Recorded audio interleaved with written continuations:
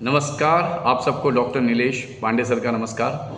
और आज का जो मेरा थंबनेल आप जैसे देख रहे हैं, मेरे थंबनेल पे लिखा हुआ है कि क्या जानना चाहिए, क्या ज़रूरी है नीट लेने के पहले।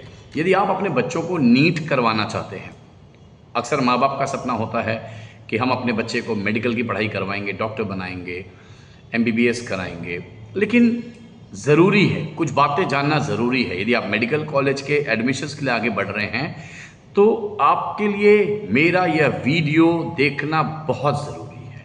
यदि आपने इस वीडियो को मिस किया तो लाखों रुपए बर्बाद हुए हैं कई पेरेंट्स के, और आपके ना हो। ये वीडियो देखने के बाद कृपया आप इसे समझें, इसे अन्यथा ना लें। इस वीडियो को देखने के बाद आप समझें कि सर बताना क्या चाहते हैं, रियलिटी क्या है मेडिकल कॉलेज के एडमिशन्स की, जहाँ पर पेरेंट्स हाथों में लाखों रुपए लेकर खड़े हैं कोचिंग क्लासेस को देने के लिए, हाथों में लाखों रुपए लेके खड़े हैं मेडिकल कॉलेज को देने के लिए। लेकिन क्या वाकई में सारे बच्चों को एडमिशन्स मिलता है? यदि कोचिंग क्लासेस की बातें करूं तो कोचिंग क्लासेस में एक बैच में 100-100 बच्चे, 50-50 बच्चे, कई बार तो अक्सर ऐसा होता है कि बड़े बड़े वादे कर लिए जाते हैं। लेकिन सच्चाई क्या है? तो वो सच्चाई मैं चाहूँगा कि आप पूरी तरह जानने के लिए मेरे इस वीडियो को ज़रूर देखें और हर उस व्यक्ति तक भेजें जिनके बच्चे इंटरेस्टेड हैं मेडिकल की पढ़ाई में, अर्थात नीट करना चाहते हैं। मई में एग्ज़ाम भी है। नीट का रिजल्ट आने के बाद, नीट का जब रिजल्ट आ जाता है, कई चेहरे मुस्कुराते हैं, कई चेहरे मुस्कुराते नहीं। कई लोग दुखी हो जाते हैं, कई लोगों को लगता है कि अब नीट फेल हो गए तो आगे क्या करना है। लेकिन आगे भी हेल्थ केयर डिपार्टमेंट्स में पढ़ाइयाँ होती हैं, बहुत सारे कोर्सेज हैं जिस पे मैं अपना अगला वीडियो बनाऊंगा। लेकिन आज का जो मेरा वीडियो है वो आपके लिए अत्यंत ज़रूरी इसलिए है कि नीट लेने के पहले क्या जानना ज़रूरी है आपके लिए, और उसके हिसाब से आपकी प्लानिंग होनी चाहिए। पेरेंट्स और बच्चों, हमारे भारत देश में बहुत सारे कोर्सेज चलते हैं। कॉमर्स हो गया, साइंस हो गया, आर्ट्स हो गया, उसकी कॉलेजेस जो हैं बहुत संख्या में है, बहुत। हर गली कूचे में, हर स्टेशन के पास में, हर एक शहर में बहुत सारे कॉलेजेस हैं।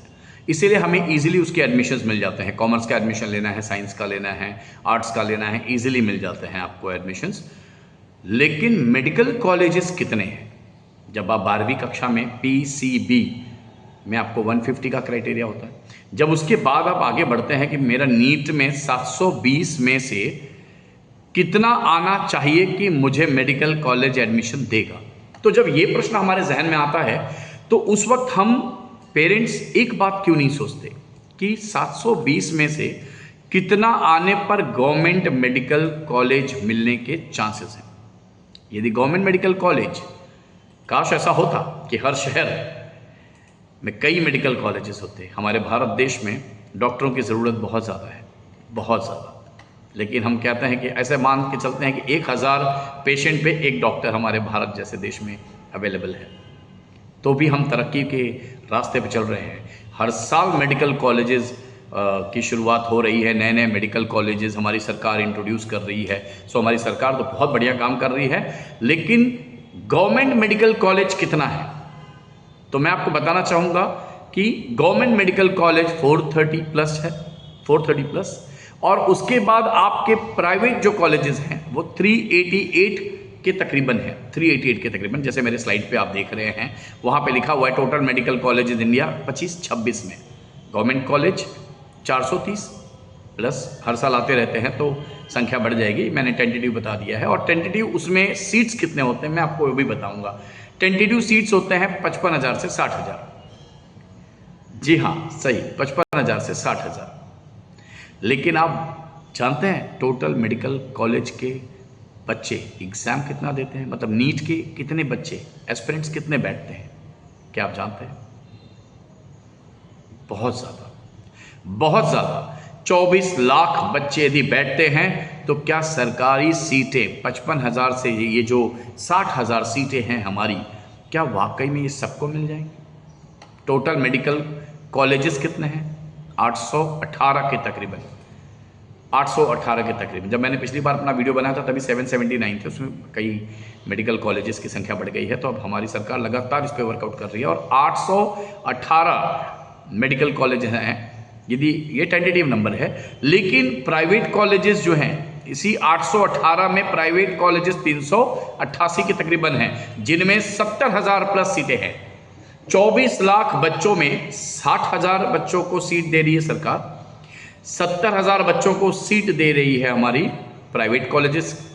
लेकिन टोटल MBBS के सीट कितने हैं? 1,28,000 टेंटेटिव मालूम है। 1,28,000 यदि टोटल हमारी सीट्स हैं बच्चों, पेरेंट्स, तो 24 लाख बच्चों में से 1,28,000 को तो मिला एडमिशन, लेकिन बाकी बच्चों का क्या? फिर वो बैठते हैं कि हम अगली बार अटेंड करेंगे, हम फिर से देंगे एग्जामिनेशन। लेकिन कभी आपने इसकी सच्चाई जानने की कोशिश की है कि जब आप अपना 1 साल वेस्ट करते हैं और फिर बैठते हैं मेडिकल एग्जामिनेशन की तैयारी करने के लिए, नीट की प्रिपरेशन के लिए, तो क्या वाकई में आपको गवर्नमेंट मेडिकल कॉलेज मिलेगा? मैं तो बोलता हूं मिल जाए, भगवान करे सबको मिल जाए, लेकिन सीट कितनी है?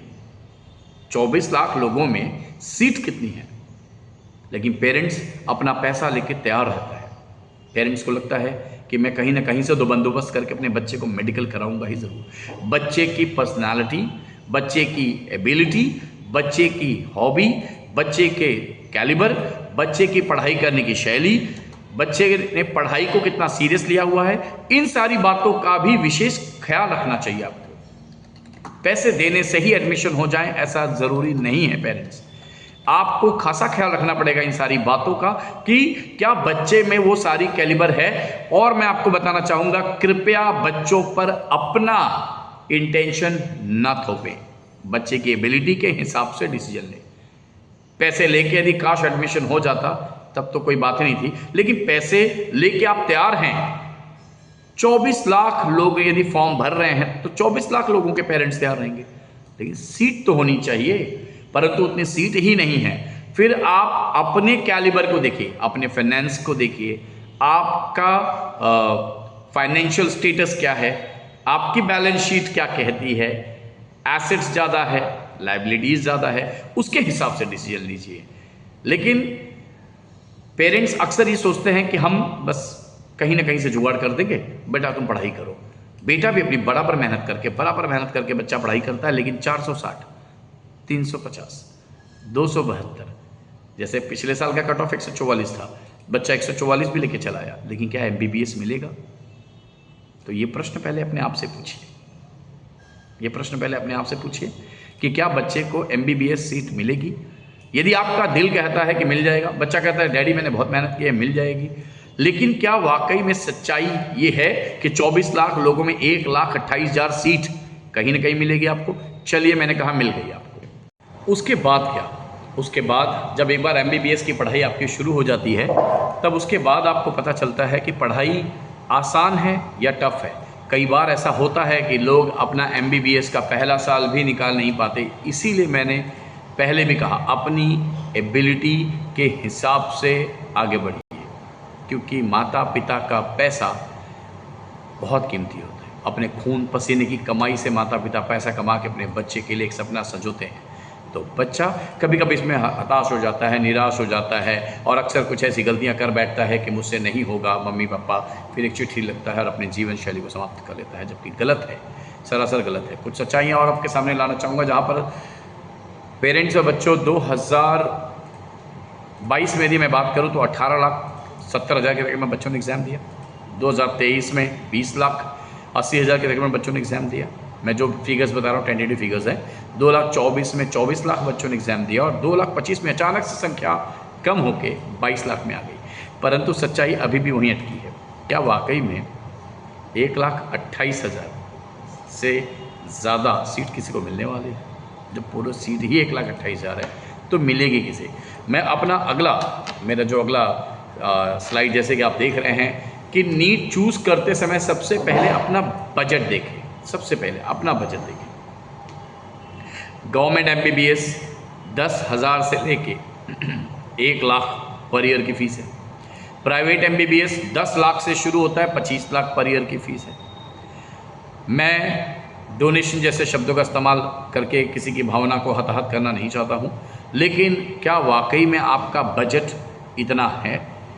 क्या आपको लगता है जो सरकारी कॉलेज हैं उनकी जो सीटें हैं, यदि आप उसमें बैठ रहे हैं तो ज़रूर आगे बढ़िए।